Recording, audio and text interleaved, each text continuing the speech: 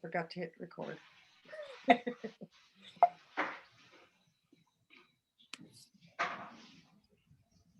So our first stop is in Sesrum for the dunes, and this just to give you an idea of the tents.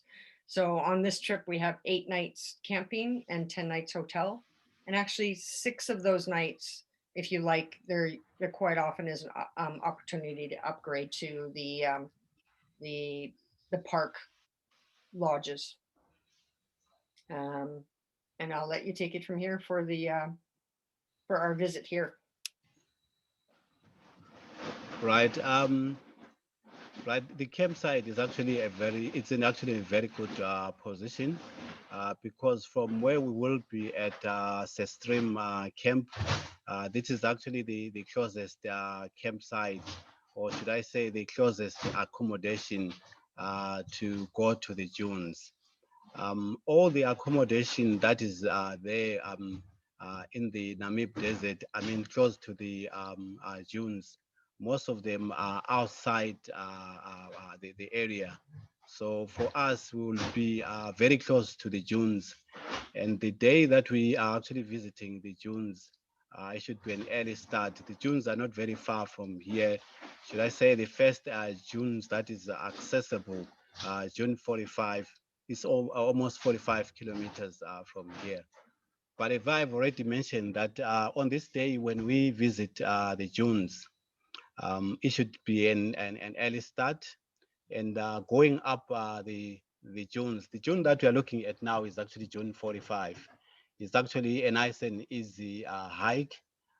Depending on the people, I've seen other people resting only once, some twice, some thrice before going right up to the top.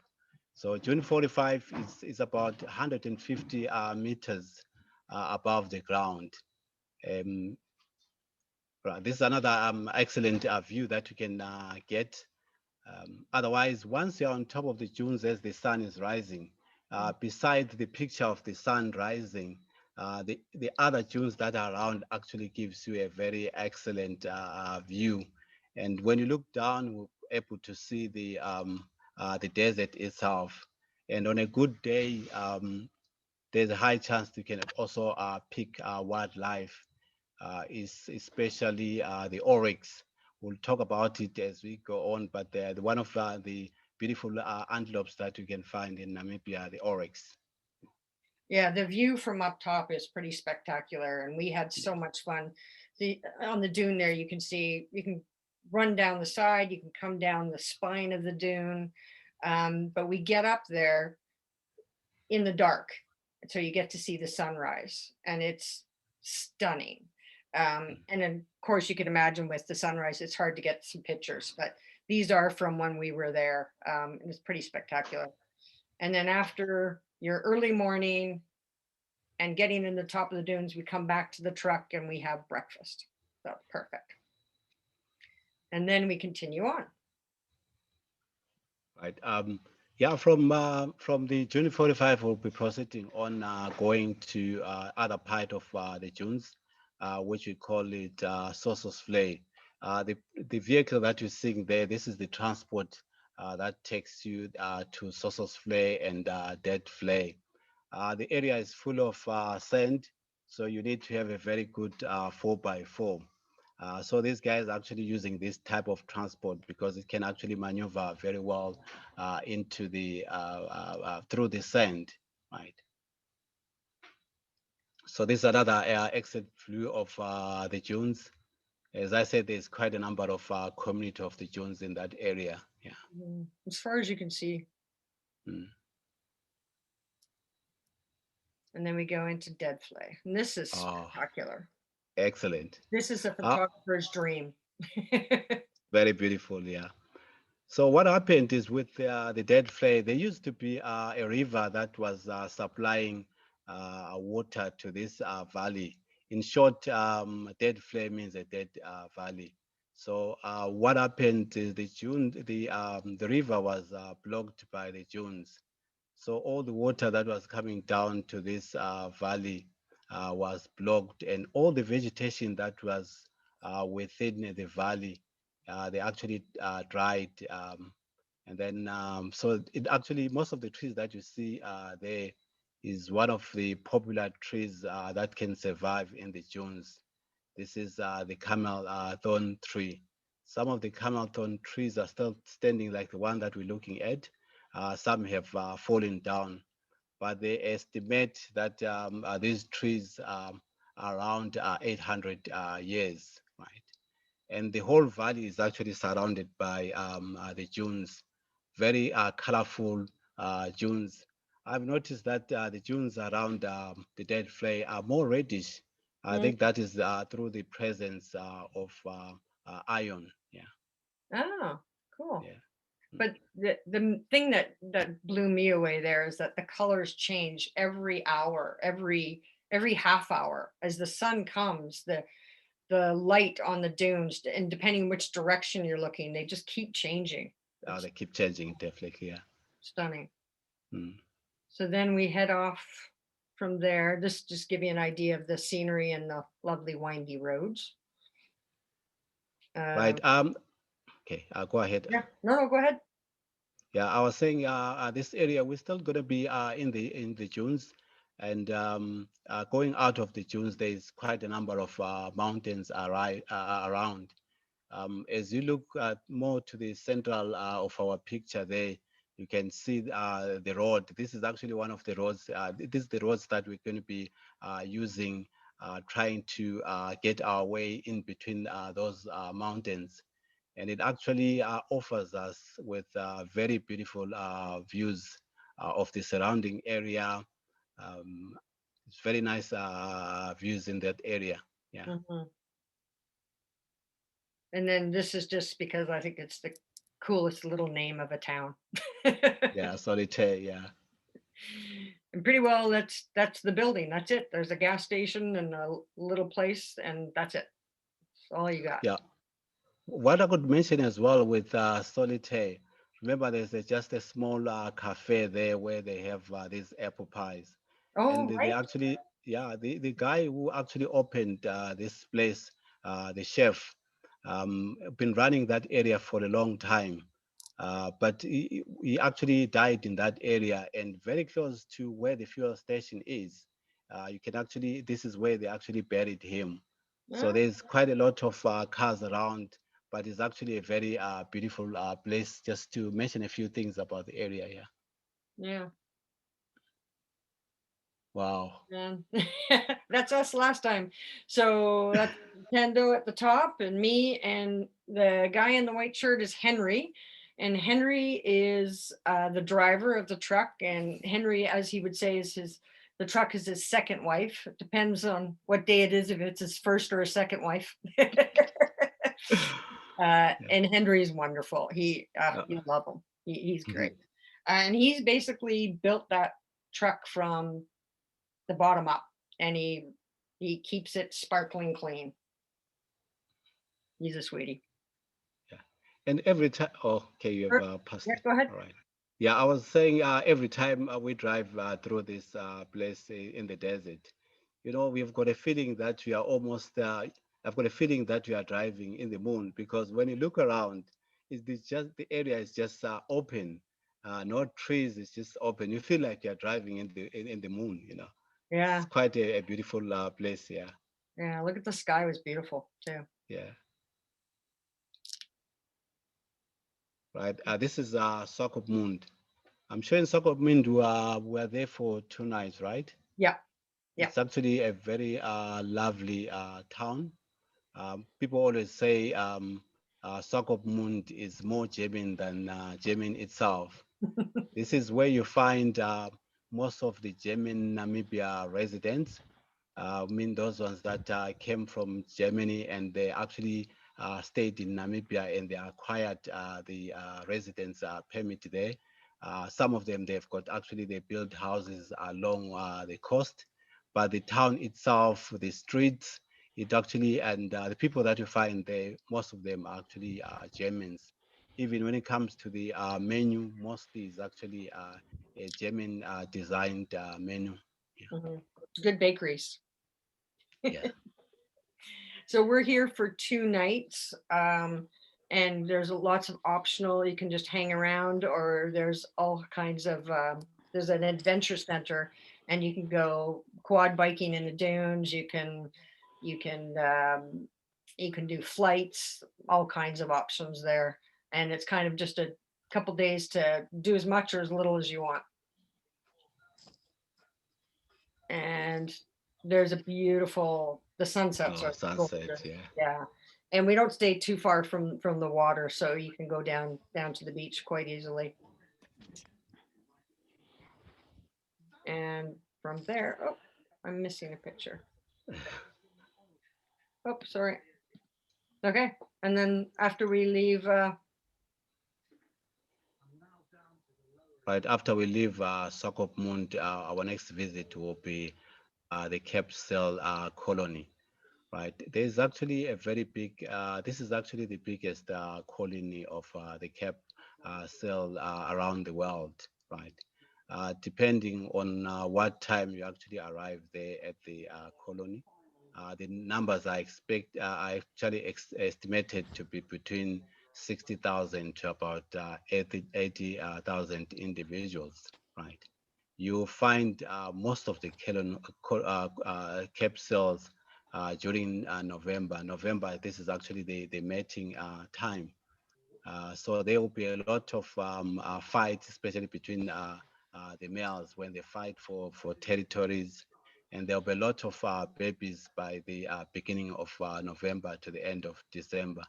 Uh, it's very lovely capsules. they're very, very loud. Yeah. Oh yeah, they're very the stampede, the fighting that Yeah, happens there. Yeah. yeah. And Oh. this guy we saw when we were there, just look at all the seals. Mm. High alert. So the black-backed jackal, together with the brown hyena, sometimes they actually come to these areas when the babies are born. They'll actually come and snatch these babies. So they are the only predators in the area. Black-backed jackal that we are looking at. There's also the brown hyena. You sometimes get them there in the colony of the capsules. Yeah. Mhm. And you can see when they come in that you just, the seals start moving. It's like they're spreading the waters. It's quite a massive area there, and very loud. There's the babies. Yeah, yeah.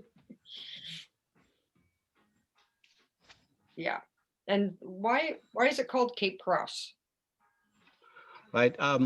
It's actually called Cape Cross because there's actually a Portuguese guy that arrived in this area. Remember, during that time, the Portuguese were actually going all over the world, actually putting a mark that is now a Portuguese territory. The guy that I'm talking about is David Cow. He came in this area in 1486. He was actually the first European to arrive here. So he actually made this cross in honor of his king, George I. So besides just honoring the king, it was the way to mark the area as the Portuguese territory. Hmm. The Portuguese had already taken Angola, so he actually came to the Southwest Africa as well to put this cross in honor of his king. Mm-hmm. Mm. Oh, And now we head back inland a bit, and this is Branburg Mountains. Isn't it beautiful? The scenery is just like nowhere else. It's pretty spectacular. And this, we stay at this campsite, and this is probably the wildest campsite we stay at. It's it's beautiful at night. The stars. Oh, I wish I could find a picture to show you. We sat around and looked at the stars, and it was pretty amazing here. Um, this is a spot that we can go to the White Lady petroglyph if it's not really hot. So it's last time we didn't go. If it's too hot, it's a how many kilometers up hike in is it, Tando? yeah, from to the Wild Lake is Yeah. about 20, 25 kilometers from here. So, but the hike in, when we walk in, how long is it? The walk is about 2 hours to get to where the paintings are, and Yeah, on a hot day, it's actually yeah. a So we challenge. Yeah. we kind of play it by ear if we can make it there or not. But this is our stop for the night, and they're and Tendo and Henry will be very happy on this trip. They don't have to cook. We have a cook on this trip, so they don't they can just do their jobs and not have to cook. Although it was really good food. But this just gives you an idea of the area. They had a great, and oh, almost forgot. Here, the local the local choir came. The lady from the lodge where we were camping there. She says, "Is it okay if some people come and sing for you?" I'm like, "Is it okay?" Well, yeah. And so there was like 5 or 6, they were what, teenagers, right? Or were they older? I think they were maybe 17 around there. Yeah, they were teenagers. Yeah. Oh my goodness. They were oh, amazing. It was so much fun. So crossing my fingers, we might have another troop when we're there Mm. because they were beautiful. So picture you're in the campsite with the stars out and being sung to by these beautiful voices. It was pretty nice. And then we head off, and I'll let you go, Tendo. Where are we off? And just to let you know, so we have the 2 nights hotel, and then we camp for 1 night, and then now we're back at this lodge, right in the mountains. Right. I like the sighting of the lodge that we're going to stay. This is the 12 Fontaine Hotel, not very far from the engravings that we are going to visit. What we should remember is that in Namibia, they still have a small population of the Bushmen. And the rock paintings and these engravings that we are going to see is actually were put by the Bushmen. Yeah. I just put that in there because just to say, even the truck needs shade. Oh, It's hot around there. yeah. Um, and this is just, I love this building. It's the visitor center for for the area, and it's called a reversible building. And what they've done is made it so if they want to take it down, it will not leave a footprint. Um, and again, it's probably that day we were there was probably 36 degrees or something like that. And you walk into this building and it's cool.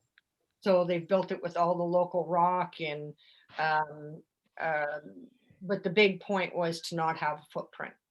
So it's pretty amazing. And then, but this is what we come for. Oh, okay, the engravings, right? Right. If you look properly on these engravings, I'm sure people are able to see animals. Um, Although some of these animals that you see in here, this was actually the way how the Bushmen were communicating to each other. Some of these engravings, they actually estimated to be between 2000 to 2500 years.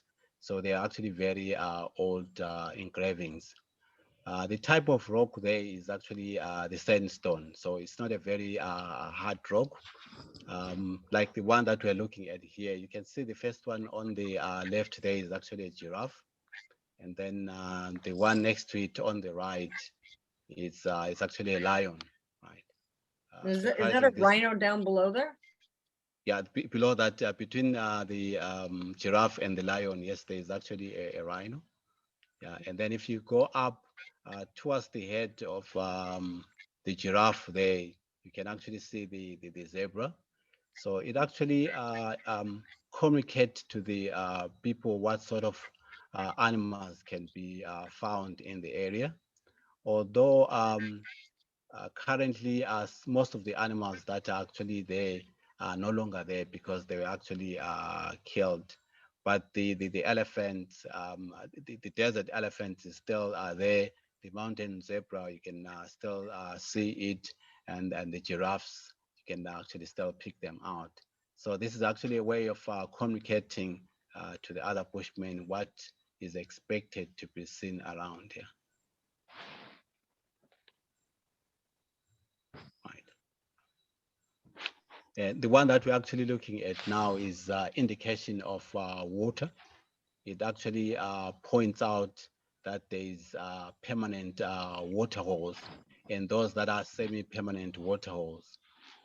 If you look at the first one on the left there, it's actually round, and it doesn't have any line that cuts in the middle like the second one. So it means that water hole is actually a permanent water hole. It will actually carry water for a long time. But the second one, which has got a line in the middle, shows that it's not a permanent water hole, but indicates that there is water in the area. Ah, cool. Oops. And that's just the scenery around. That's walking back out of so here we have a guide that takes us around in Ntando as well and shows us the sites. And then the other site that's close by, the Petrified Forest. Oh yeah. This gives you an idea of the scenery, and then there, I'll let you explain. Right. These is actually the logs that were brought in here by the floods.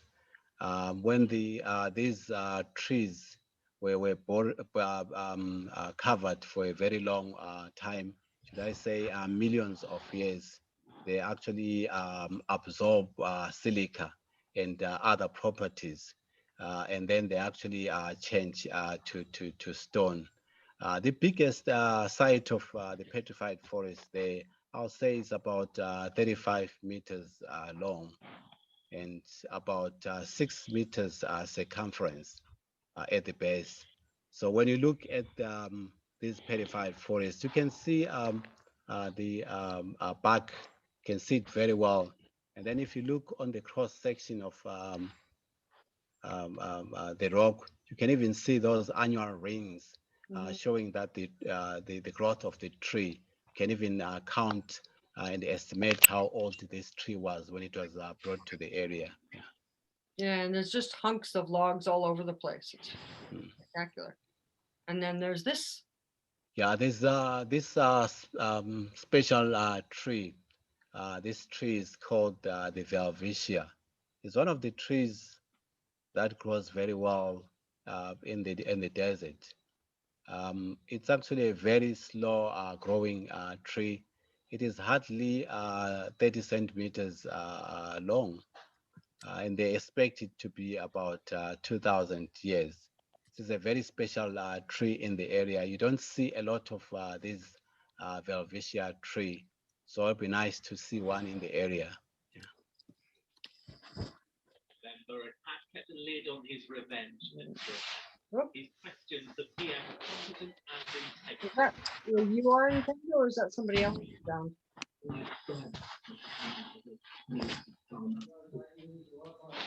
Ntando, is that you? You're in the background there?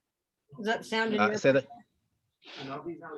Is that sound in the background where you are? They got the TV on there? included the text between entrepreneur James Dyson, who was trying to build ventilators, and the Prime Minister. Can you hear me? Ntando? Yes, I can hear you. Yes. Okay, sorry, I hear a TV in the background or something. Yeah, but it's not around here. It's not there? Okay, so it must be somebody No. else's. Yes, it should be somebody else here. Can somebody mute themselves? I'll just see if I can find who it is. Oops, sorry. I think somebody found it. Excellent, thank you. Okay, now we're actually going to get off to the animals. You can take us through the park here. All right. What we're looking at now is actually the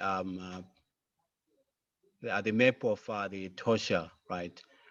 When we come into the, is it flicking on my side? Is actually flicking? Yeah, Right.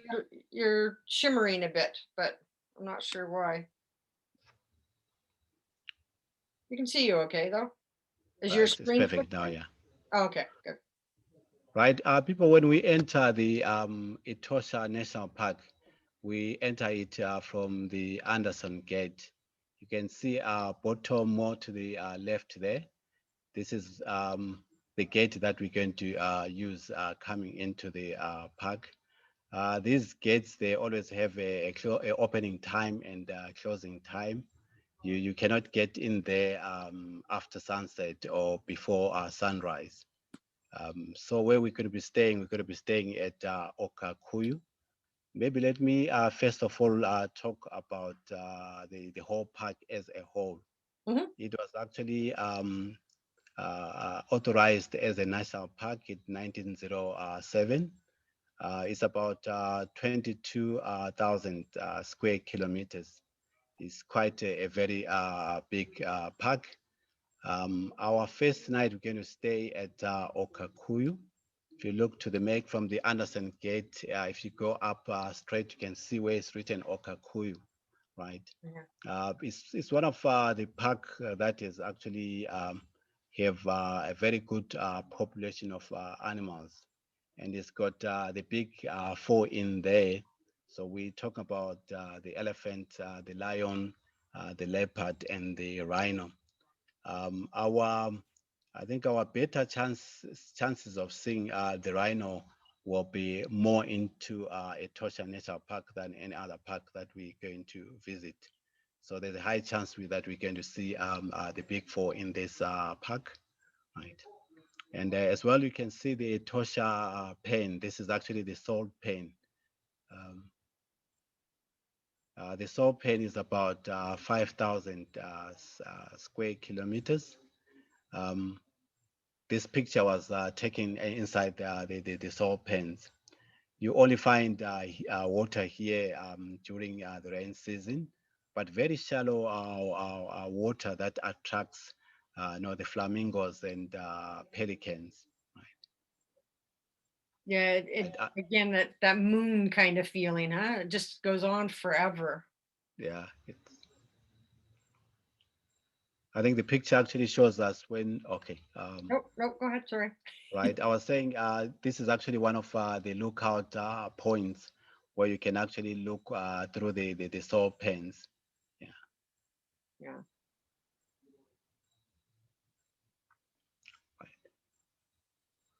Right. We're actually looking at those three animals. The biggest antelope there with straight horns is actually the Oryx. The Oryx is the national animal for Namibia. It is one of the antelopes that can actually survive very well in the dry areas. And the smaller antelopes, there is actually the springbok. Springbok in Etosha, they're actually doing very well. And then the third animal that you see there is the blue wildebeest. I always call it a quarter to one animal because it's actually a mixture of, it was actually built by the leftovers from other animals. They say quarter to one because the creator was about to go for lunch. So it actually picked out all the pieces that were left over. So we've got a very good population of also the wildebeest there. Yeah, yeah, the oryx there under the shed. What we should notice is some antelopes you find that is only the males that have got horns. But when it comes to the oryx, uh, look at this beautiful male. Um, um, both the female and the males, they've got horns. It's actually very straight horns. Why I'm saying it's a male before even looking at the properties, you can see it's got a scratch there. You know, the males, they like fighting a lot. This is one of the beautiful antelopes that we're going to see at Etosha there. Oh, the secretary bird. I don't know whether we've got birders in the group. This is one of the beautiful birds that you can see, the secretary bird. Remember, the old secretary used to put on miniskirts, and also they used to put pens on their heads. if you put a pen on the head, they used to have long hair, and then they put a pen. So that's why they call it a secretary bird. If it is killing the prey, it actually stamp it like somebody who's actually on the computer. Yeah, so that's why they call it a secretary bird. Yeah, very beautiful bird. Right.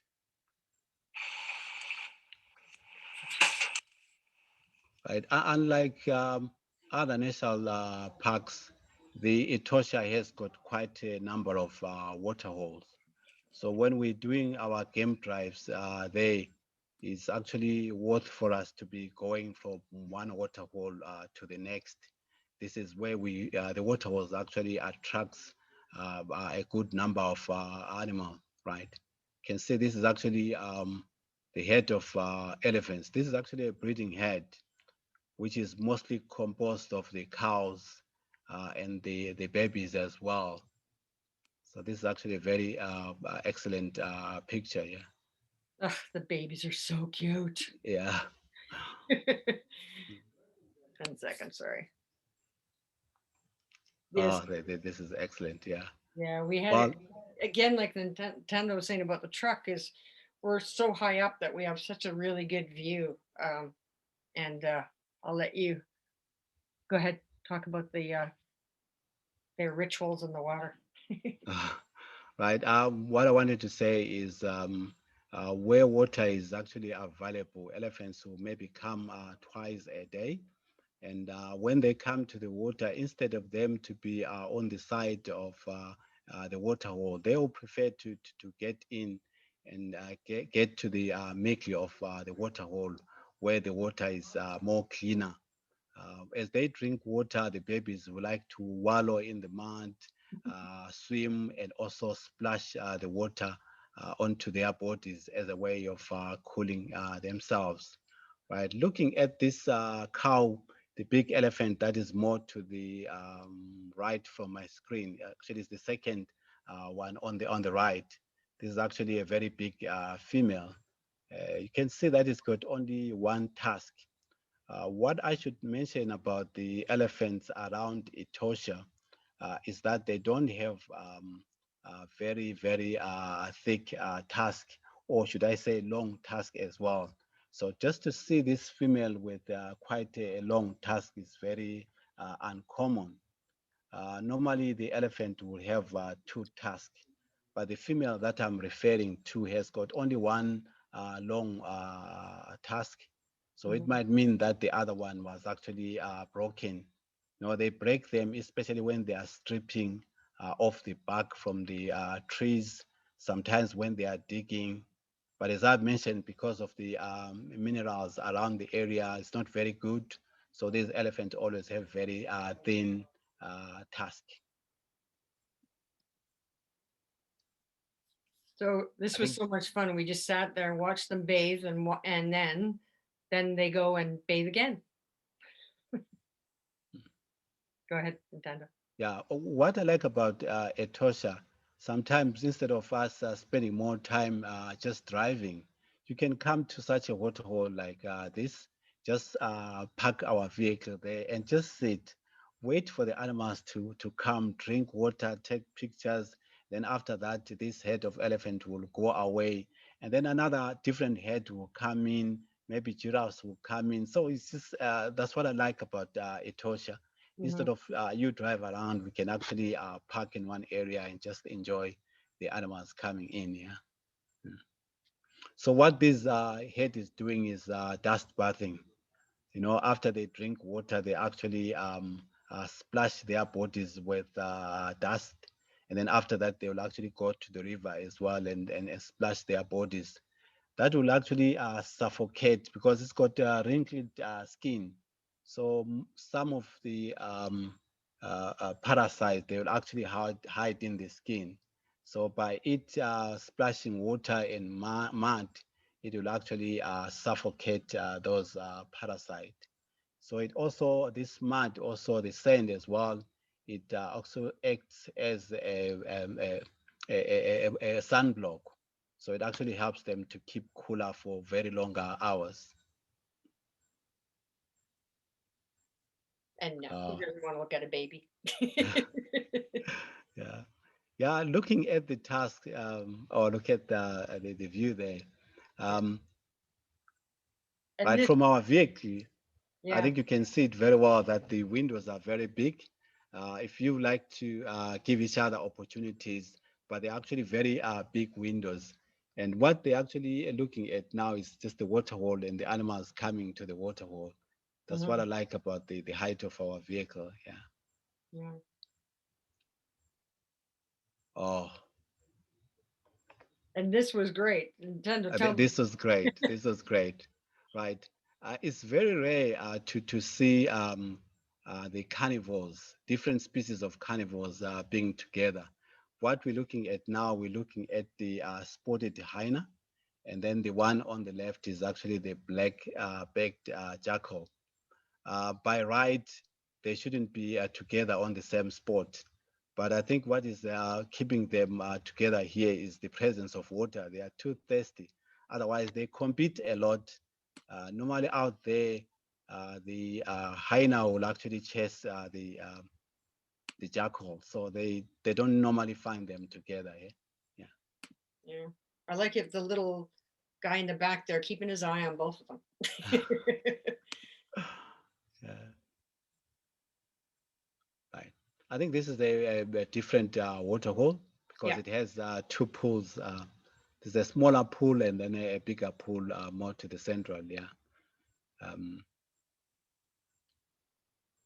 all these smaller antelopes, they're actually the springbok, or we saying Mhm, the springbok. Yeah. So yeah. it's a mixture of the springbok, the zebra, which these are the Bachal zebras. It actually helps for the animals to congregate in one place. It actually helps them to see the enemy when it's coming around. If they are predators, the more pairs of eyes together, it will give them a very good chance to be able to spot a predator.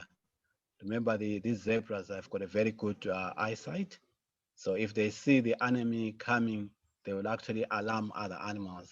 So it's actually it helps them to survive very well. Yeah. Mhm. Yeah, normally the spotted hyena, I haven't mentioned to the people that we have got actually the Aggie 5. I know most of the people they know about the Big Five, but they've got the Aggie 5, which are comprised of this spotted hyena, the blue wildebeest. Mhm. We have got a bird that is called the Marabou stork, Ugly. and then we've got the vulture, and then we've got the warthog. These are five ugly animals.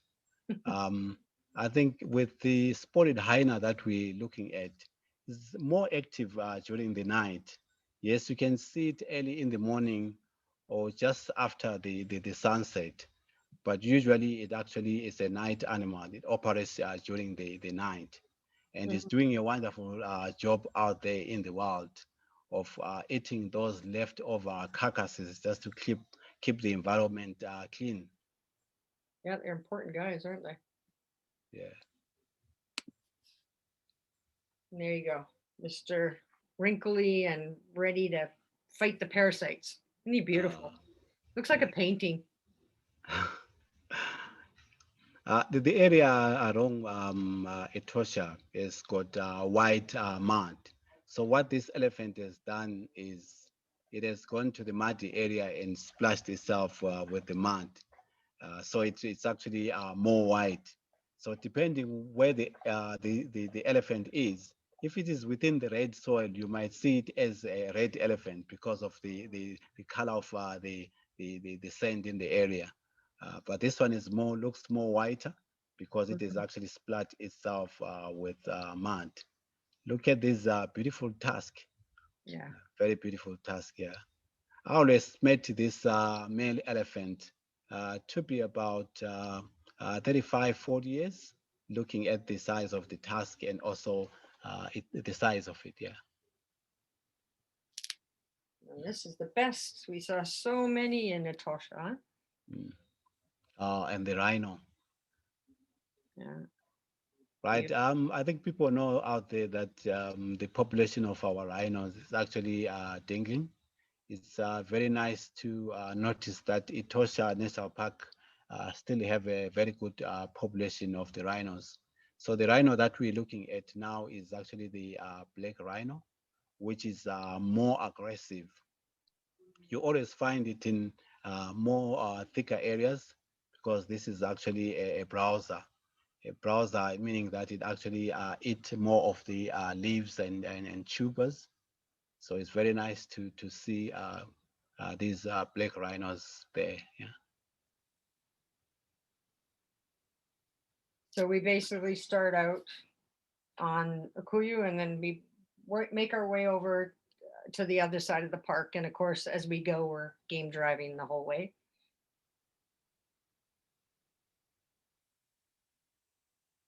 Right. Mom and baby. Excellent. I think in Africa we've got all types of animals, right? We have got the tallest, we have got the biggest mammal, we have got the ugliest. I think people know it. The giraffe is actually the tallest land mammal. The one that we are looking at is actually a male.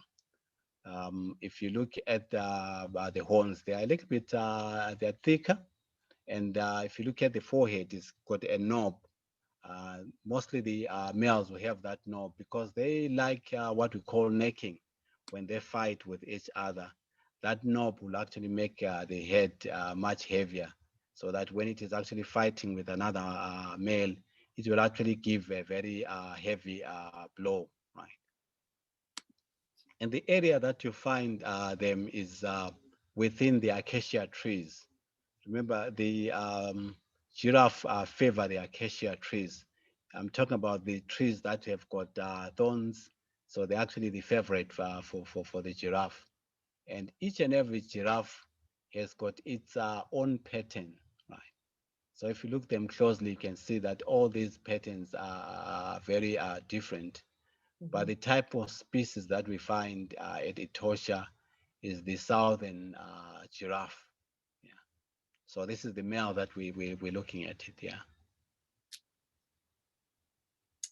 And I didn't find another picture. This is our picture, but I didn't find another one with baby. Sorry. Uh, So we got the right. ostrich. Very. Go ahead. No, go ahead. Right. In most of the birds, the males always more colorful. So the ostrich that we're looking at now is actually a male with actually black and also white. It's actually the biggest bird, right? Yeah. Um, Oop. in other areas within Etosha, we will actually see the females as well. Sometimes we see the females with chicks, but the older males, you can find them by themselves, right? When it comes to predation, they are mostly killed by the cats, the bigger cats like the lion and the leopard and the cheetah as well. But when it comes to the chicks, they can be killed by the smaller cats and dogs, like the black-backed jackals and also the wild cats. You know, they can actually kill the chicks, but they're actually doing very well there at Etosha as well. Oh, good. Just a couple more scenes of the watering holes, and for me, for people who have been to East Africa, the watering holes in Etosha are just quite a different game viewing experience, and it's pretty spectacular. So what have we gotten here? You know what I like as well with these water holes? Look at that reflection in the water. So it actually makes the picture very nice. Eh? The bigger antelopes, where should I start from? I think I should start from the top, right? You see this big antelope with sort of a hump and with big ears. This is actually the kudu antelope, Kudu. You find them more into the vegetated areas because these are also browsers. Um, I don't see the male. They looks like these kudus are all females. Hmm. And then we've got also the blue wildebeest, which we have actually talked to them before. Mhm. Yeah, I think these are the two species of animals I can see here in the waterhole. Okay. Oh, uh, Another there's rhino. another black rhino. Remember, with the rhinos, we've got the black and the white rhino. But when you look at them, when look at the color, they are all gray. Why black and white? It's all because the white rhino is actually a grazer. The name was actually coming from Afrikaans. They said the white because it's got a wider mouth. So when the British arrived, they actually thought that the Africans were saying white when they were saying white because of the wider mouth. And then we still the one that we're looking at is actually the black rhino. Yeah, more of a brother. Yeah, Mhm. wow, this And I is just love beautiful. that Yeah. picture, so I had to put it Mm. in. There we are. Yeah, it's actually another small of the kudus. Remember, I was talking about those female kudus. So these are the males. They always have like a strip on their bodies. If they freeze, it actually gives them a very good camouflage. Hmm. And the hump on their shoulders, it makes them very good, excellent jumpers. Uh, what we have seen in other parks, because the males, they always fight. And likely when they fight, sometimes they will actually lock the horns because they've got spiral horns. So if they fight hard, they actually lock the horns, which makes them very vulnerable to the predators. When I list by the height of the antelopes, I'll say the kudu antelope is the second biggest antelope. Only when I consider the height, the biggest being the eland, and then Mhm. comes the kudu antelopes, the roan antelopes, the cebu, then comes the oryx. So And in then, terms of height, and then you got a and little then tiny the one. these antelopes that we're looking at is actually the dik. This is the smallest antelope in the area. You only find them in the Etosha National Park. Otherwise, it's very difficult to see them somewhere else. Very beautiful small antelopes. So Mhm. we call them the Damara dik because a small tribe that are called the Damara there in Namibia. So this is the smallest antelope here. Right. What are people looking at? Can you pick any animal in that green grass? Yep. Right. What if you look more to the end, you see where the white car is. If you go more to the right along the green grass, you will actually see a lion there. Then if you go more to the right again, I think, should I say 3 meters, there's another lion again. These two lions actually facing different directions. Do you see these lions that I'm talking about? Yeah, I think they can. Yeah. Right. Yeah. They're actually the more sociable cats, and they're actually the big cats. And the lions usually ambush animals, especially where there's actually long grass like this. They actually stick around there until an animal comes around.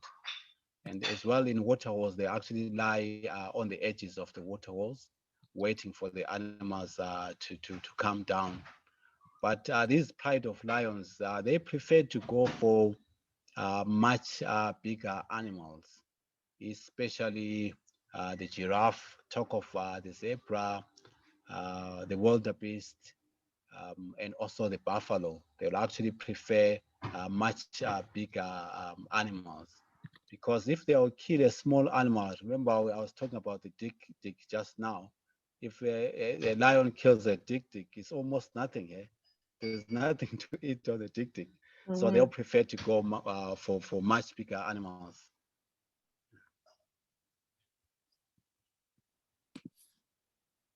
Yeah, the other thing about Etosha is we've got two night watering holes.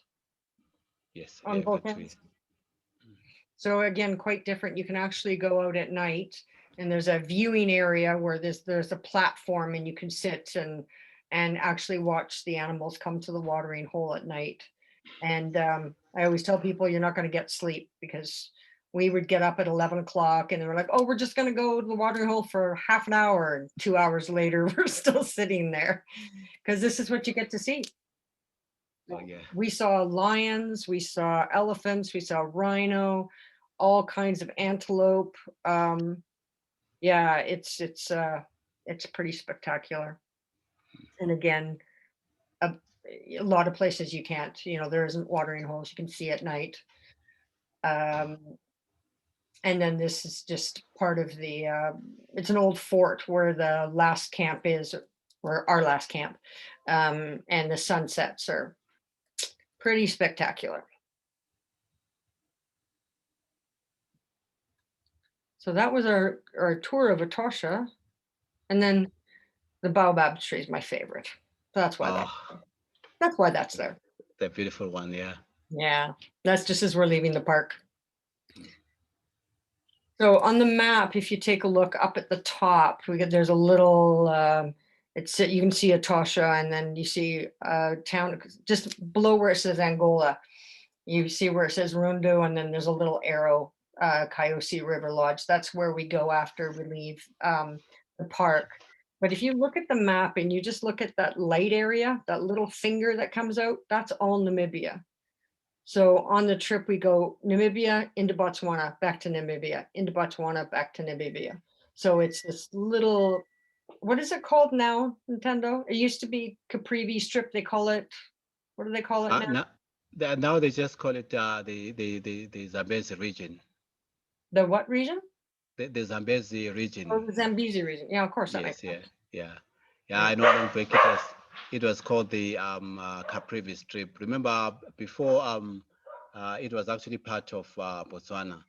Right. But after the Germans and the British had sort of some disagreement, so they actually sat down and they agreed that the Caprivi Strip should be part of Namibia now. So it actually changed their hands. Yeah. It's like a big finger.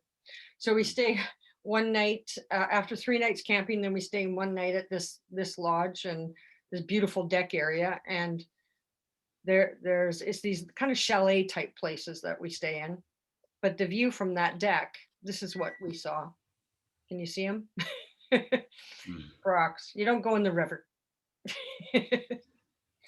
No, if you see the crocodile, it actually shows that this is actually a perfect area of swimming.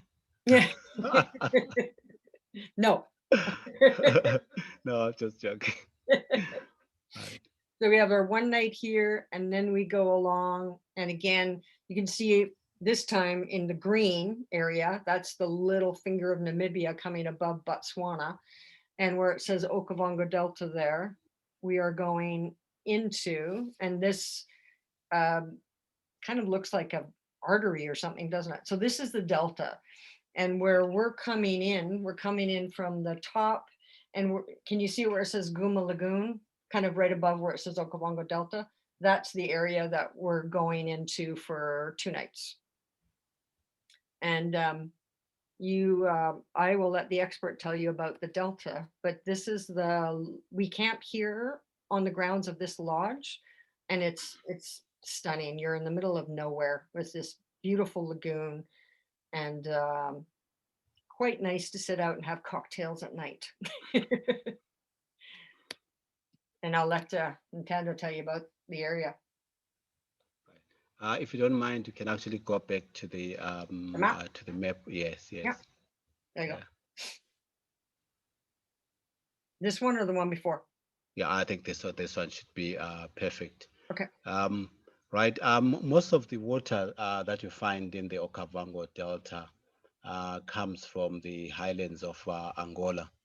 Angola has got a much better rainfall compared to its neighboring countries, right?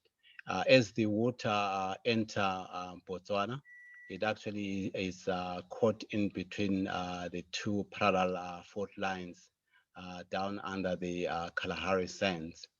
You see where it's written Mohembo, Shakawe there is actually where the delta start entering Botswana, right? As it go more to the east, it actually widens up, and it's going more to the east again. It will actually, you see small channels actually splitting from the main channel. What I would like people to imagine is when you think of the delta, imagine it like your forearm, you know, with your hand as well. So you take your forearm as is actually the main river, which is the Okavango River that originates from Angola.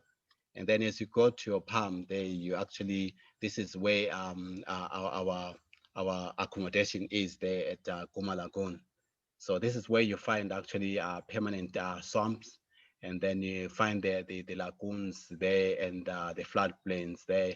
And there are about 1,000 islands that you can find there.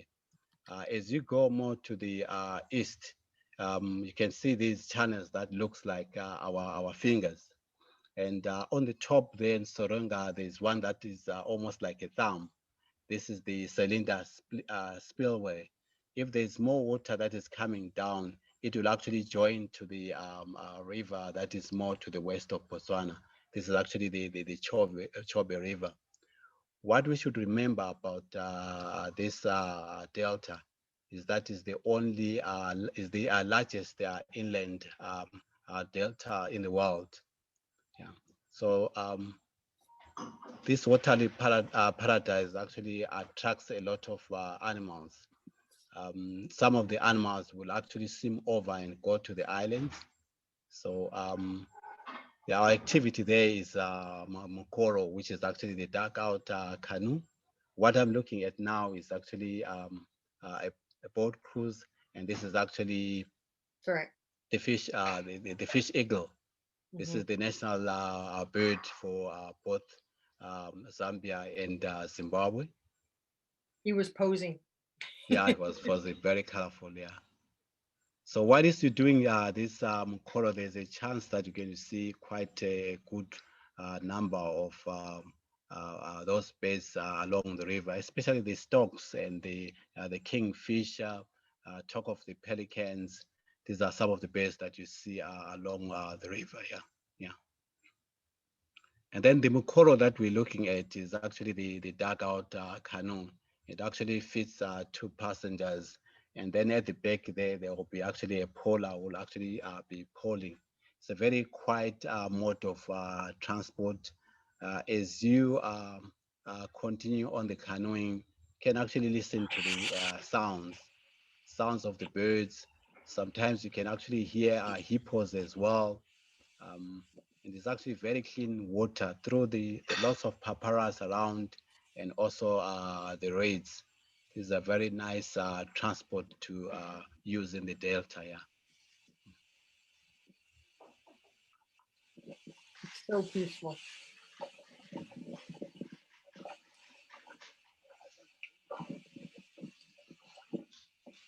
And I don't know how they know where they're going.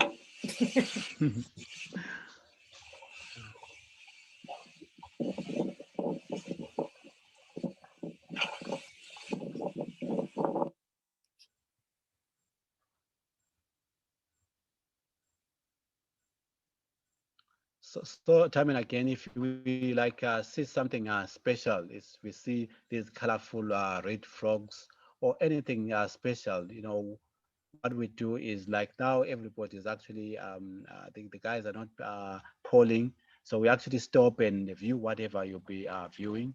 The local guides of the area will actually take you through the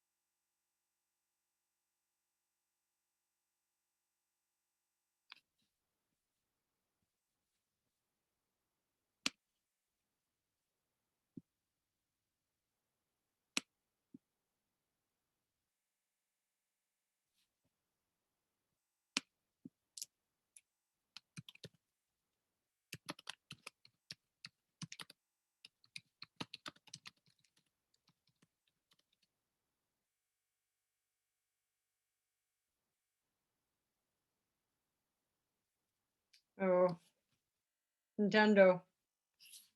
Oh, alrighty. Hopefully he can pop back in quickly. The joys of the internet. So as he was saying, we as we go along, we stop and we look at frogs, looking at different animals and birds. So let me just see if he's coming back in here.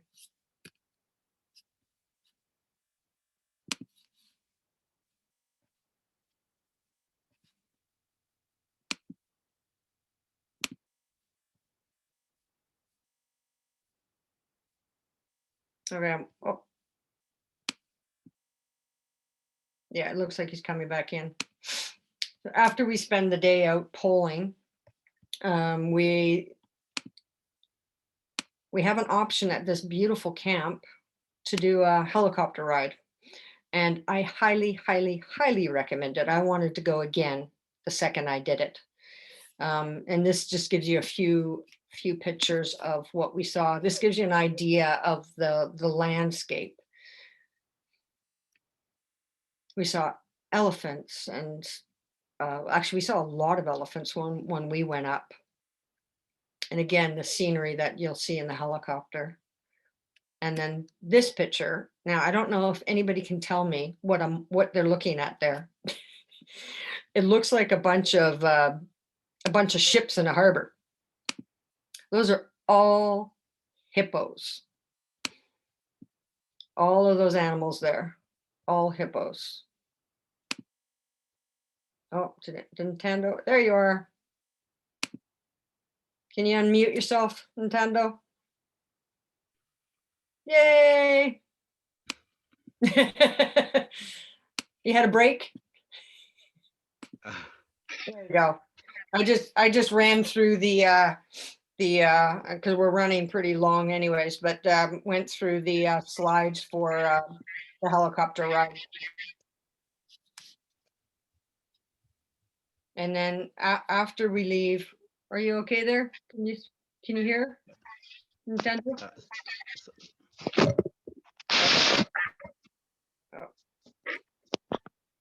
Sorry, before you go further, Anna. Yeah. Oh, good. I remember there's another activity that we're going to do as well in the Okavango Delta there beside our mokoro. I know people are going to love the mokoro trip, but we have another trip of the walk in the island. You know, we're going to have a walk in the island. It'll be nice to stretch ourselves.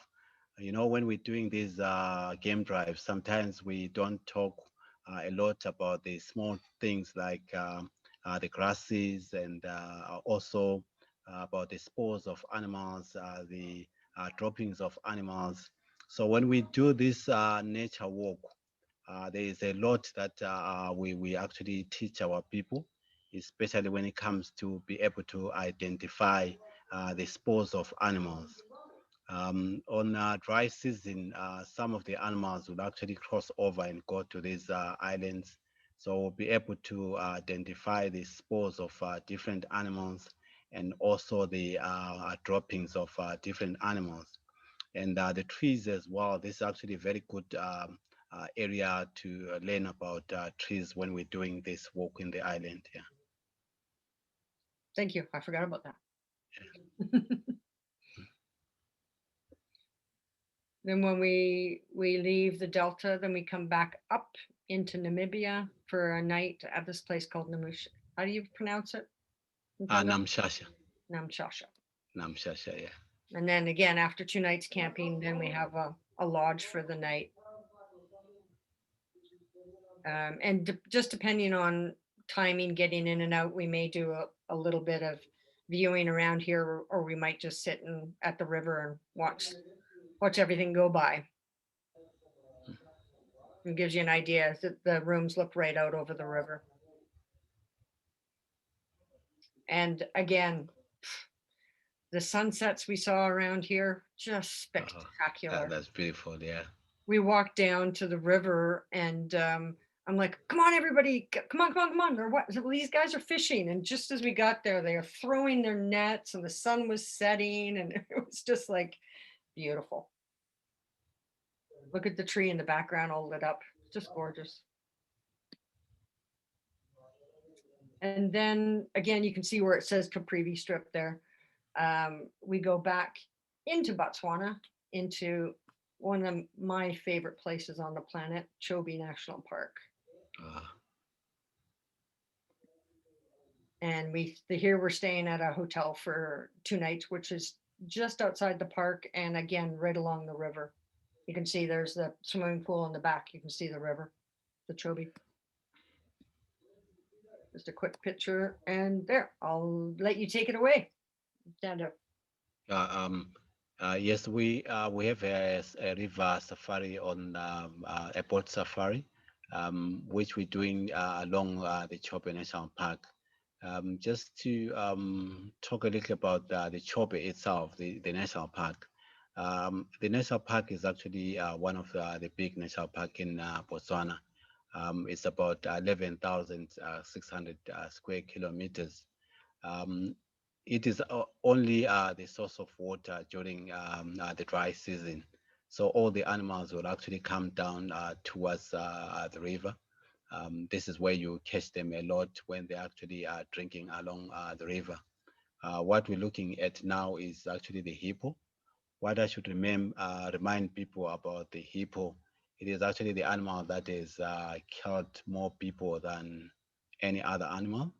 So it better be left alone, especially in actually crowded areas.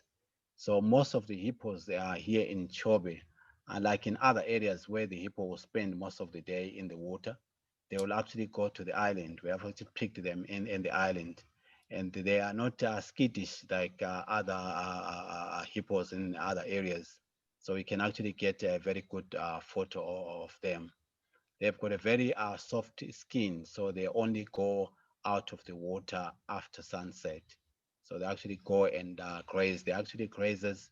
They only attack people when they are actually disturbed or when they are out there in the mainland just to defend themselves. Otherwise, they actually are grazers. Very beautiful birds there. This is actually the African spoonbill. It's one of the big stock in the Chobe River. And they're very colorful crocodile there. Mm-hmm. Can you see the crocodile, everybody? It blends right in.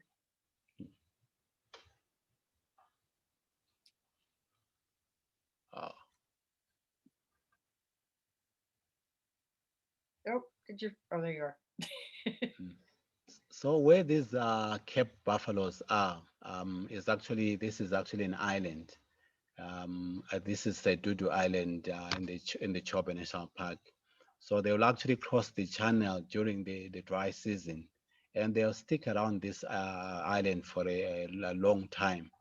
These are bigger bulls, so they just enjoy to be mounting the softer grass.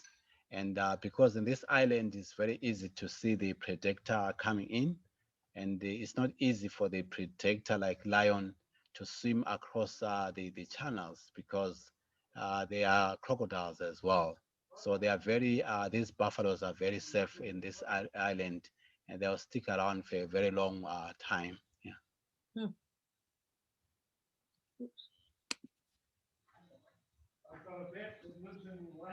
Oops, sorry. Computer got stuck. Huh. And I mean, Chobe has so many elephants, huh? Like just big, big, big elephants. Yeah. And this is actually taken from a ways away because we were on the river and on the other side. And well, behind you can see a boat, and you can see how big these guys are. Just in the tusks, they're huge. Yeah, they're very huge. Yeah. And again, this guy was lurking, as they do.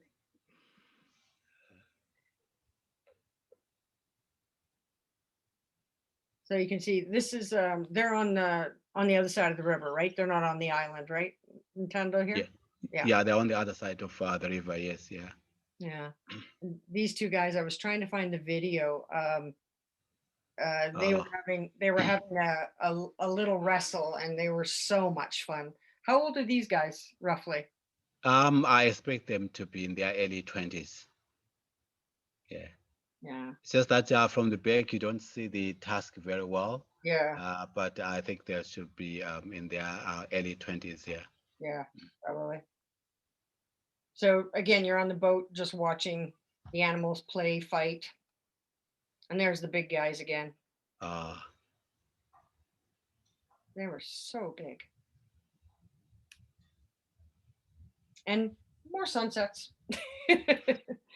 So we do the boat safari, and then the next day we do on jeeps through the park.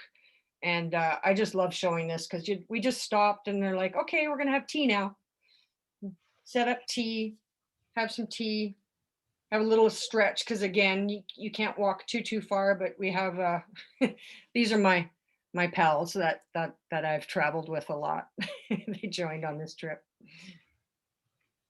And I'll let you take it away about the All right. This is actually the Sable antelope, Sable, right? Um, right. They're not very doing very well out there in the wild. So if you see the Sable in a small head, it will actually be good because they are not doing very well. But to me, these are actually the second most beautiful antelope, especially when you talk about the larger antelopes. We remember the oryx that we talked about. The Sepu is actually the second beautiful antelopes, according to my judgment. This is actually a big male. Can you see the horns actually sweeping backwards? So that it actually helps them if like a lion try to jump onto their back, they actually use those horns to catch the predator. Yeah, very beautiful antelopes. Yeah, it is the national animal for Zimbabwe. Oh, I didn't know that. Huh. Yeah. And this picture is not a very good picture, but I had to put it in because this is a honey badger. Yeah. And we saw him running across. He's obviously been attacked by something, but you don't get to see them very often, do you, Ntando? No, you don't see them very often. Yeah. Yeah, he was amazing. And we saw him like way off in the distance, and he was just boogieing to get away from whatever. But yeah, he's pretty amazing. Ah, there you go. These are for you, Ntando. Oh, yeah. Yeah. This is actually one of the biggest birds. I think this was at Chobe, am I right? Yeah. Yeah, this is actually the ground hornbill. So you always find them in various small groups. It's one of the birds that is protected. So it's a protected bird. It's only the alpha male and the alpha female that will actually breed, and it will actually have only two eggs. What happens is once the eggs are hatched, the bigger chick will actually kill the other chick. So there's highly a chance of survival with two chicks. It's only one that is going to survive. So Wow. they're very much protected because it will take them quite a long time to breed. If you look at them, I think the one that is more to the left is a little bit bigger. Then the second one is a juvenile, because I'm looking at the red pouch. Mm. It's not all that grown, but the third one is also a mature. So that should be an alpha male and alpha female. So it's only those two alpha male and alpha female that breed, and you find them mostly on the ground. They're actually the ground birds. Although they can fly, it's very rare to see them flying. They only fly when they actually are disturbed or when they actually are going to perch on a tree. But otherwise, you find them on the ground looking for the rodents, snakes, and frogs, whatever that they can eat.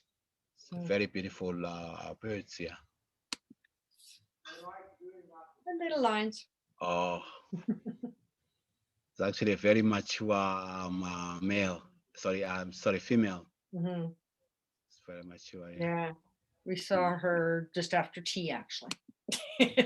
This isn't my picture, but Wow. I wanted a picture of a male to show you a male. Yeah. Yeah.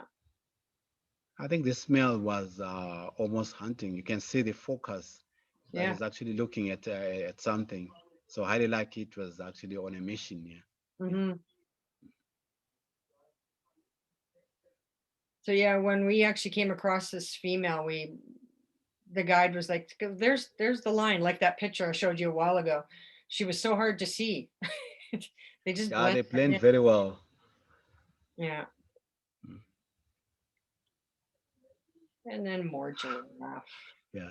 I think this giraffe, you can see it very well. Oh, that is actually a male because if you look at the horns, always on top of the horns, beside the fact that they are thick to actually announce that it's actually a male. If you look right at the top, you can see that it is actually bare because they like fighting, so they sort of lose the hair right on top of the horns there. Most of the animals, the horns are covered with keratin, but on the giraffe is actually covered with the skin. So Hmm. the hair that is on top of the skin actually it actually it loses it when it's actually fighting with other giraffes. Yeah, very beautiful. Hmm. This was actually, I think Ken, one of the guys in the group, he took that picture. It's just amazing. Mm. Just sorry, I'm just gonna flip through a couple pictures because we're we're a bit behind. And there's my favorite animal. Besides the elephant, I mean. They're so ugly that they're beautiful, right? Ugly. Oh, sorry. And then, sorry, bird life. I'm just going to kind of quickly go through some bird life pictures, especially in Chobe uh, and in the Delta. Birds just, oh, phenomenal. Like just beautiful birds. If you want to say what these guys are, Nintendo. Yeah, yeah. This is actually a contender to be actually the Botswana national bird. Although it didn't make it up to the top, this is actually the lilac-breasted roller. Very beautiful bird. What it has is just that it doesn't show up very well on the picture. If you look them closely, it has seven different colors. Mm. Yeah, this is the lilac-breasted roller. Very beautiful bird. Yeah. And then these ones, actually, this is the yellow-billed hornbill. Look at their bills, they're like horns. What happens is when they actually are laying the eggs, they will actually lay their eggs in the cavity of a tree. During the incubation, the female will actually remove all the wings, sorry, the feathers. It will remove all the feathers to incubate the eggs, and then it will actually seal the hole.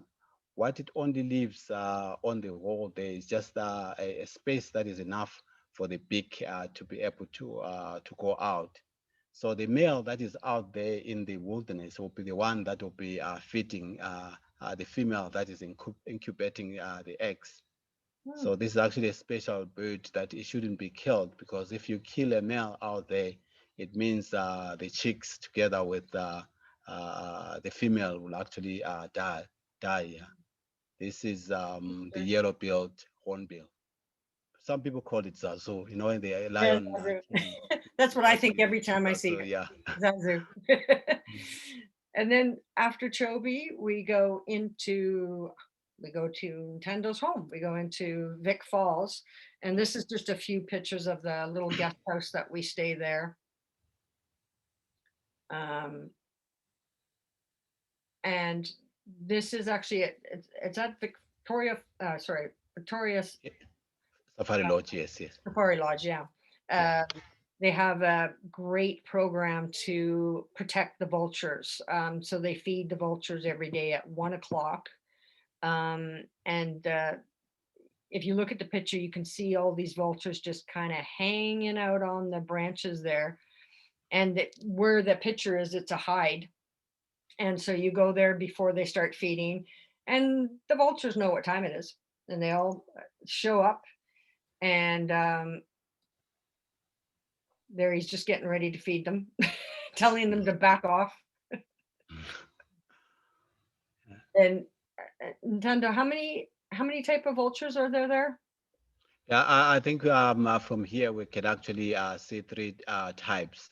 But one that is very common here is actually the white-backed vulture, right? We've got the lappet-faced vulture as well, and then we've got the wooded vulture, yeah. Right.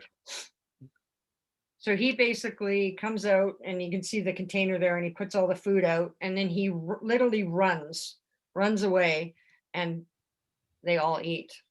And they did this to protect them because so many vultures were being killed. And as Ntando was saying before about the hyenas, they're so important to the food chain, and for the health of the planet, because they eat all the carrion and eat all the parasites and the bugs and the you say it better than I do, Ntando. But it's pretty amazing, and it's a great program that they have there. So we always like to go and visit and support them. And then of course the highlight, Victoria Falls. There you go. I'll let you talk about your home. All right. The actually the picture that is appearing now is actually the view of the main falls, right? Depending on what time of the year, and depending on how much rainfall did the area get, sometimes it actually covers all the rocks.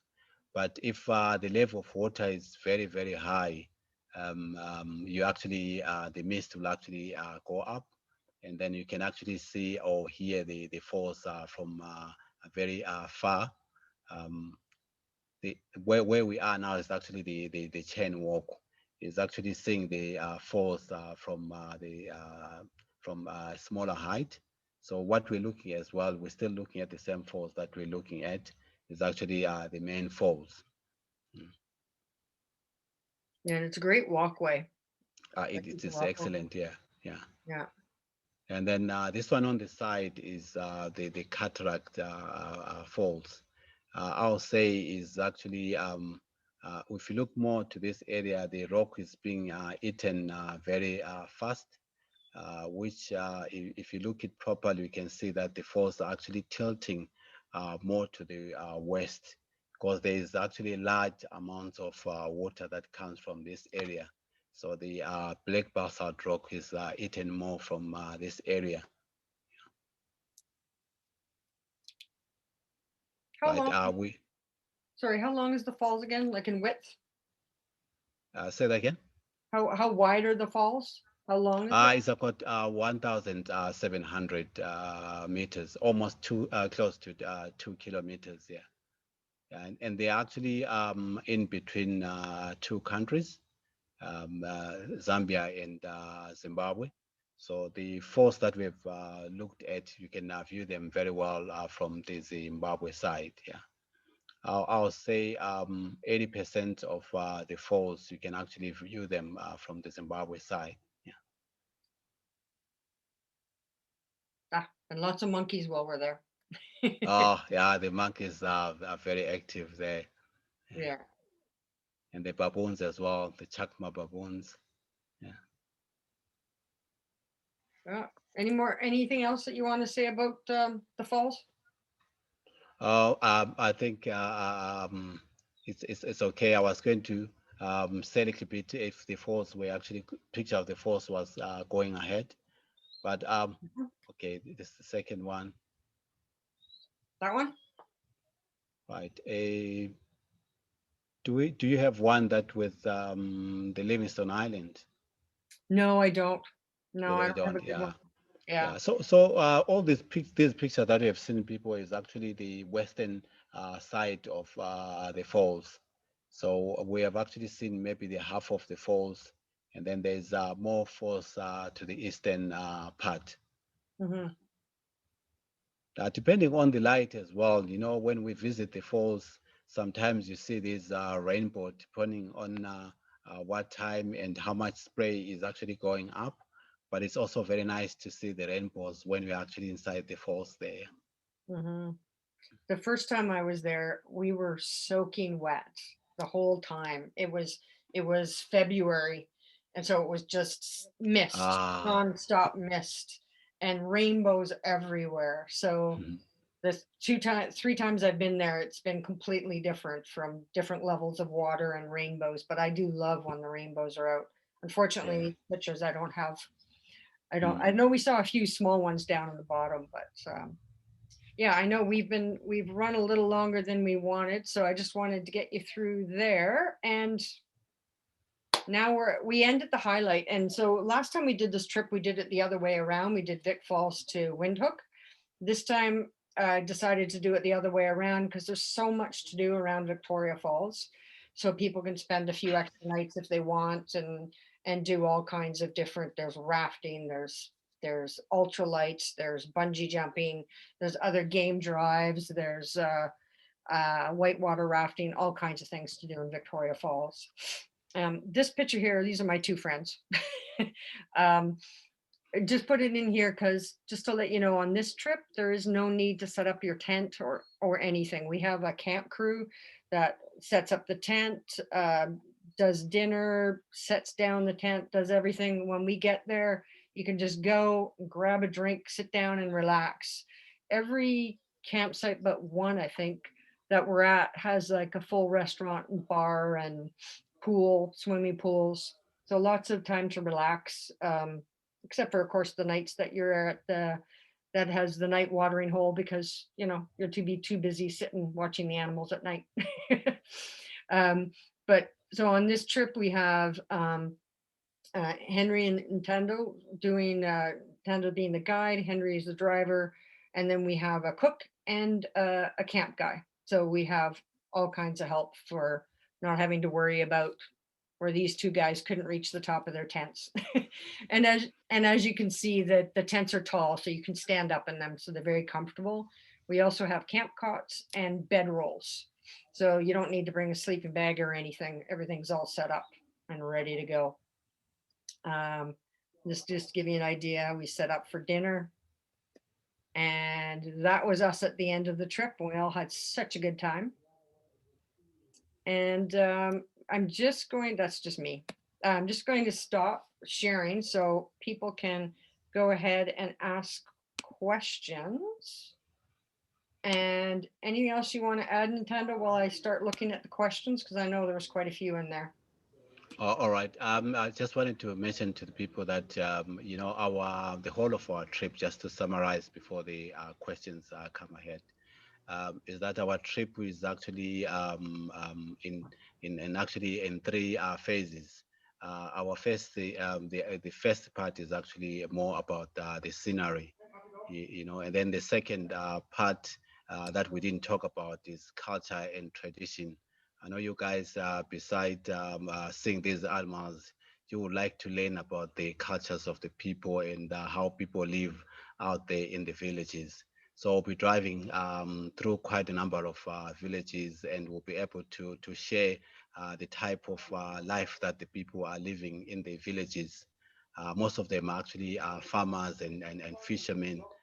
So on a good day, we'll actually stop and take pictures of this homestead, and maybe talk a little bit about the people. For culture and tradition will actually come as a bonus. I know it's not there on the itinerary, but I know the backbone of our trip is more of the wildlife, which I think people will actually shed, about those big five, but we don't concentrate only on the big five.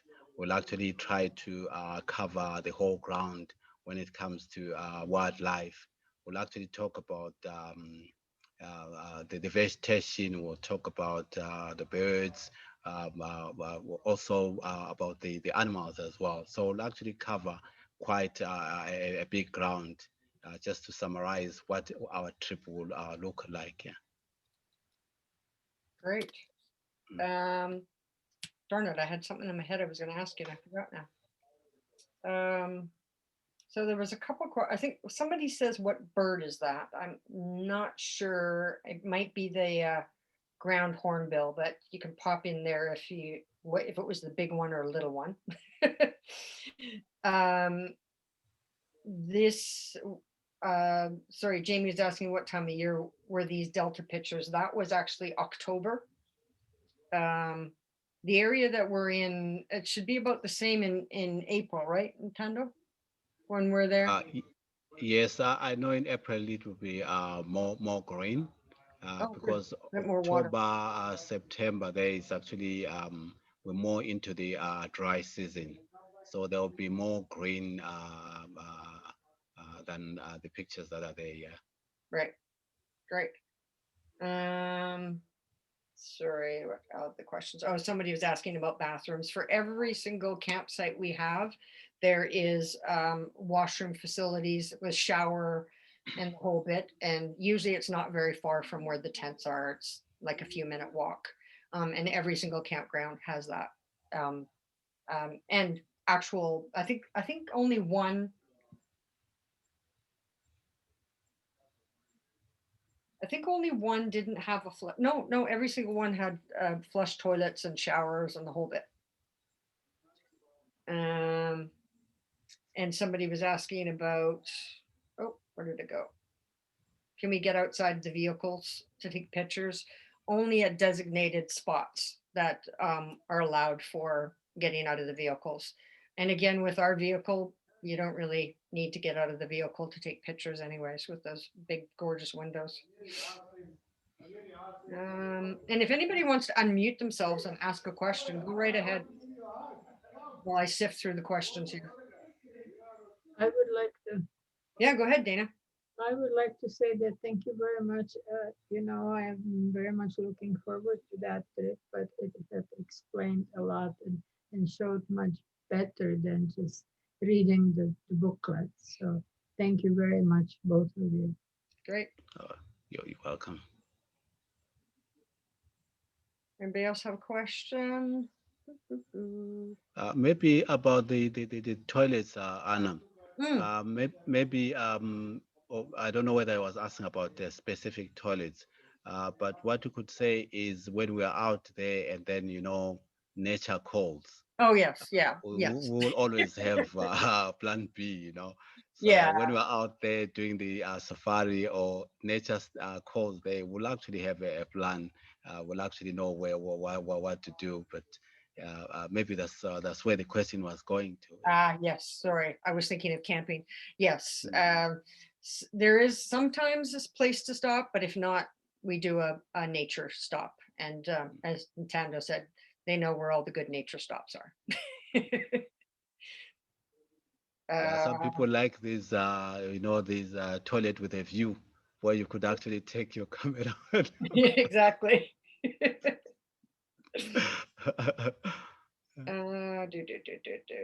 thought I saw another question in here.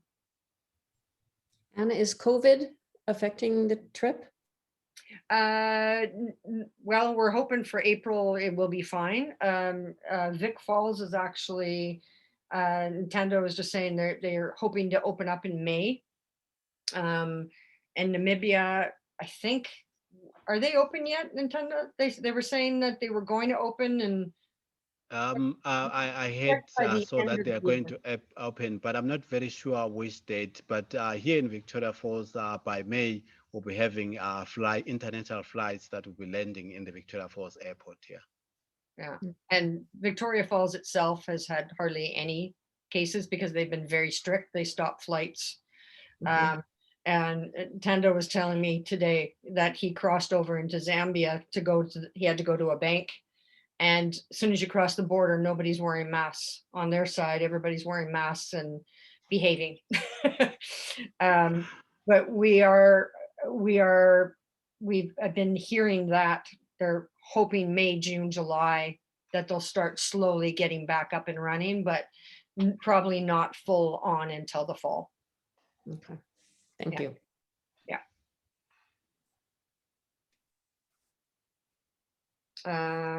Oh, sorry, I went right past and didn't put the slide up there with the the tour. Let me get back there.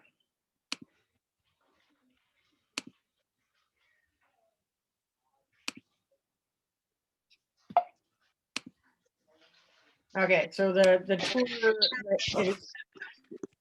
it's $44.95, but for anybody on the talk, it's $200 off, so it's $42.95.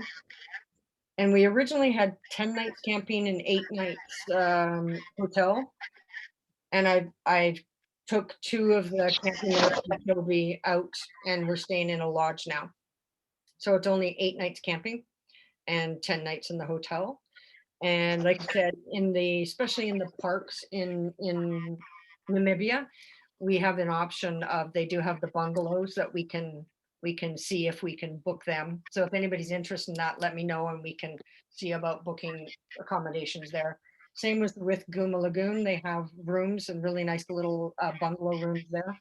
So there's a few options for people who might want to stay in the, sorry, there's a echo there. Wants to stay into accommodations, we can always look into that as well. And right now, everything looks like it's a go. So hopefully everything for April next year will be good.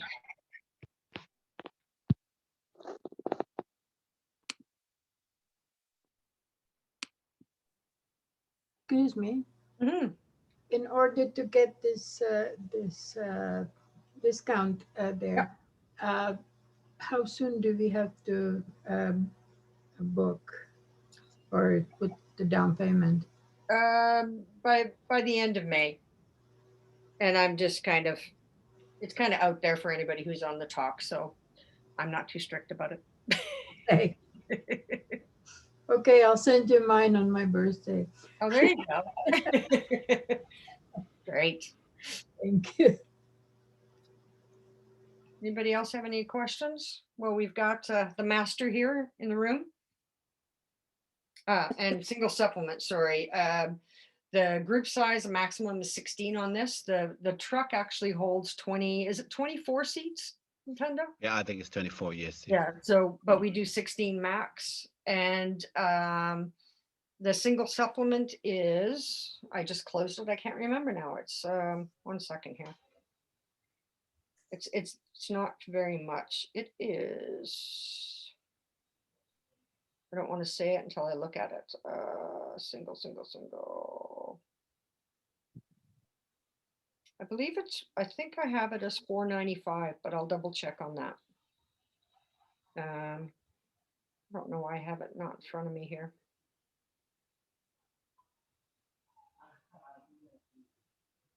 No, $4.50, sorry. $4.50 is the single. Hello, I had a question about the rock art. Mm-hmm. I put it in the chat box, but I guess you didn't see it. I got it buried.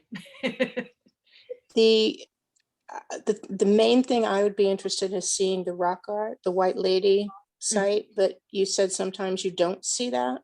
It depends on something.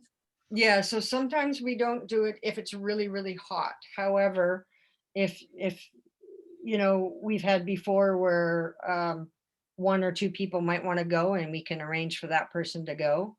It's just, it all depends on how hot it is and how we feel people are fit enough to go that far in sometimes 40-degree weather. You said there was a 2-hour hike just to get to the site? Yes. Yeah, she's pretty far. Yeah. Yeah, you can't drive up to her. The picture that you showed had a man standing in a roadway. So it's 2 hours after that? I didn't show you a picture of the White Lady. I don't have a picture there. But does the tour actually go to the White Lady paintings? As long as it's not too hot. Okay. Yeah. Thank you. I think the one that she's referring to, Anna, is the engravings, the Taufontein. Remember, I had a picture on somebody on the highway. I think those are the engravings, yeah. Right, yeah, so there's 2 different ones. There's the ones at Taufontein, and then there's the White Lady. So it's 2 different areas. So you were meaning the White Lady or both? Well, Sorry, both. I didn't Yeah. see who was asking. Both.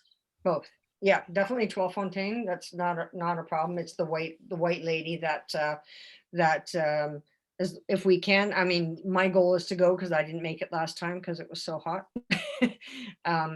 Yeah, so we don't So is, guarantee.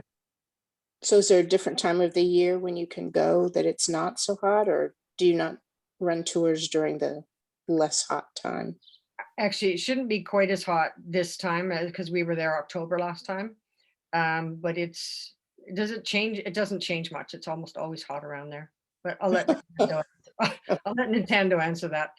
All right, Yeah, thank you. I think October is actually the hottest month, right? Yeah. So any month that is further from October is much better.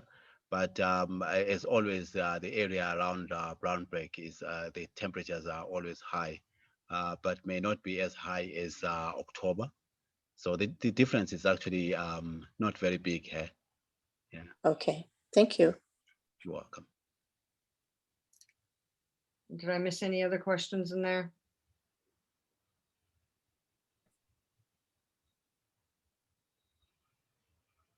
Any other questions?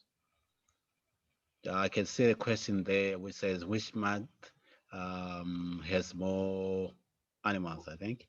Yeah, has more animals visible. Right. I'll say the rain season. When you talk about November, our rain season starts at the end of November, up to about March there. After the rains stops, then we have more movement of animals. So our count is from the end of March right up to November. This is actually the time that you can see more animals.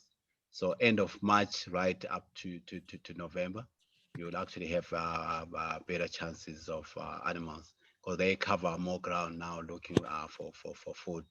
But the rain season, December, January, and we get most of our rains in January. January may not be a very good month for safari, but otherwise, as from March right up to December, there, it's excellent. But what we should remember as well, these animals, it's not like in a zoo. These animals, they move freely. Yes, we've got, according to the itinerary here, we've got a very good itinerary that is highly likely that we'll actually be able to see the big five.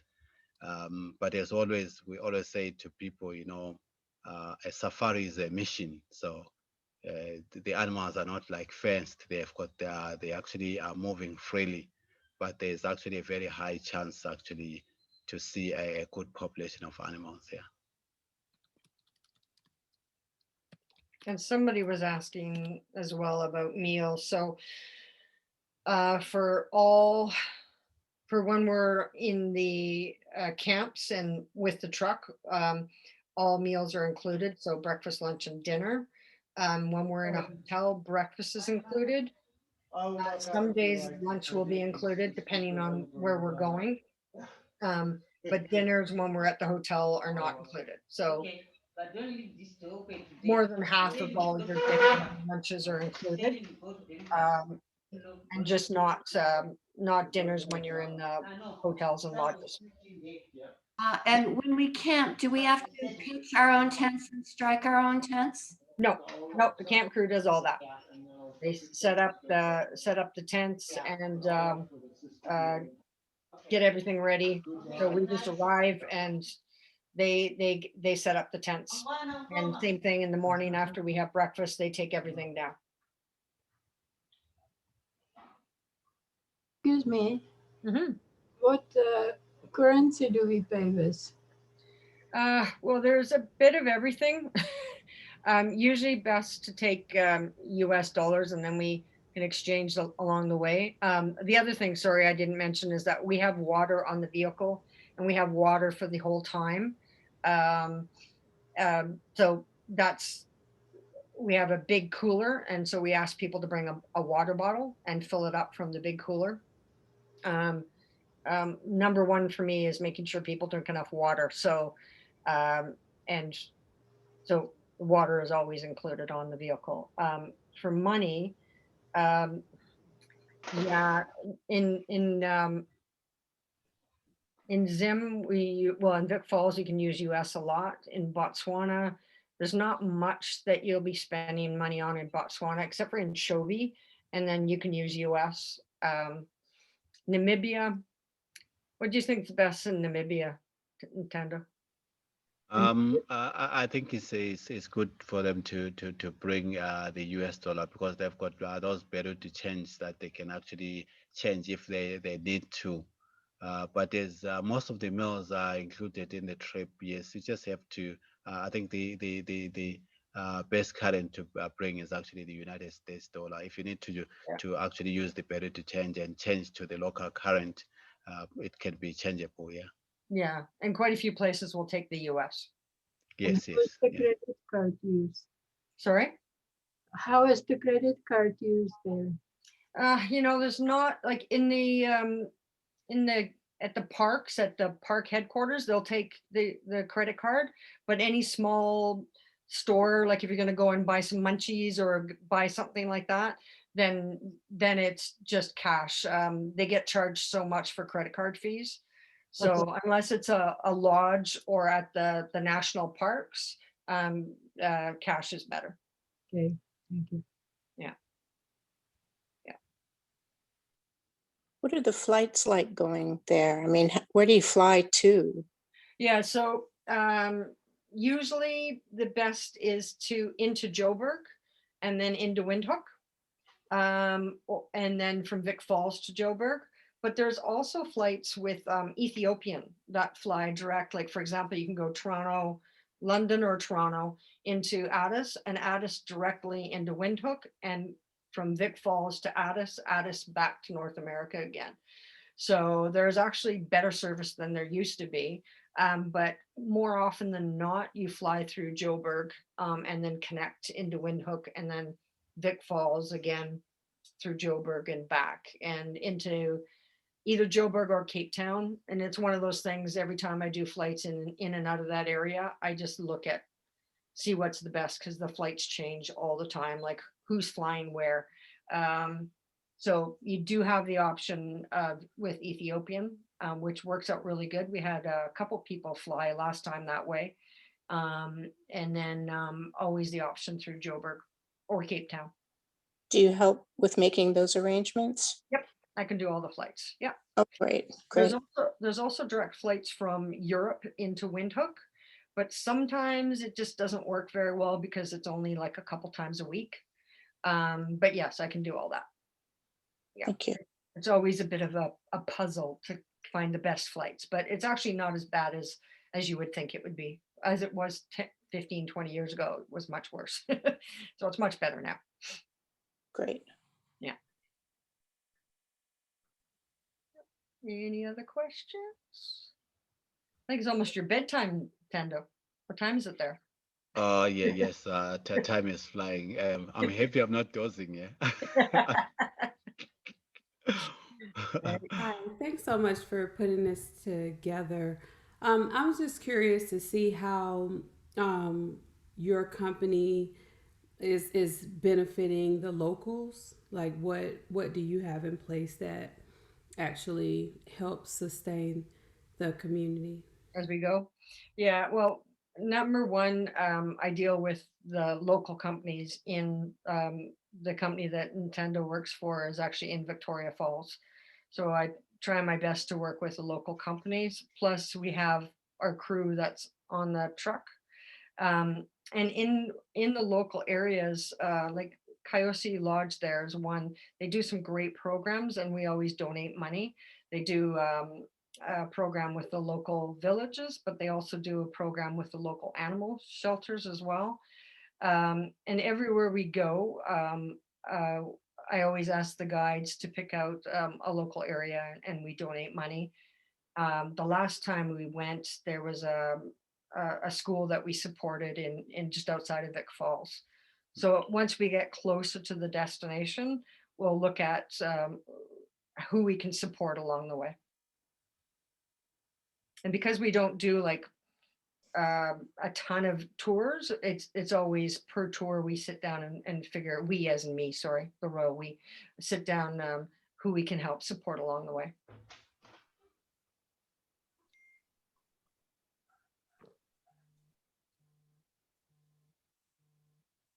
Any other questions? No? Okay, I think we need to let Ntando go. You've had a long day. Thank you, sir. Oh, you're welcome. Yeah. Thank you. Say hi to your family for me. I'll do that. Thanks so much. And I would like to thank each and every individual that joined on this platform. I'm actually looking forward to see you on our next safari. Thank you very much. Yeah. Thank And the one you. thing I didn't mention is Tando's great, as I've had a couple people travel with him on a private tour, and we can always arrange that as well. It's not a problem. Have a great day, everybody. Thanks for coming, Thank you. everybody. Thank you so much. Thank you. Thank you. Enjoy.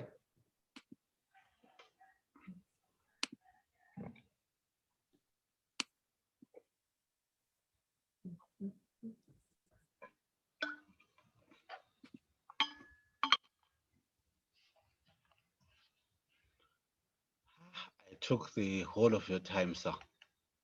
Jeez, that's my friend. You are earning your money very well. Thank you. Hi there. Thank you so much, Tando. That was Oh, great. you're welcome. Bye-bye. Yeah, Cheers. good night. Ciao. Ciao.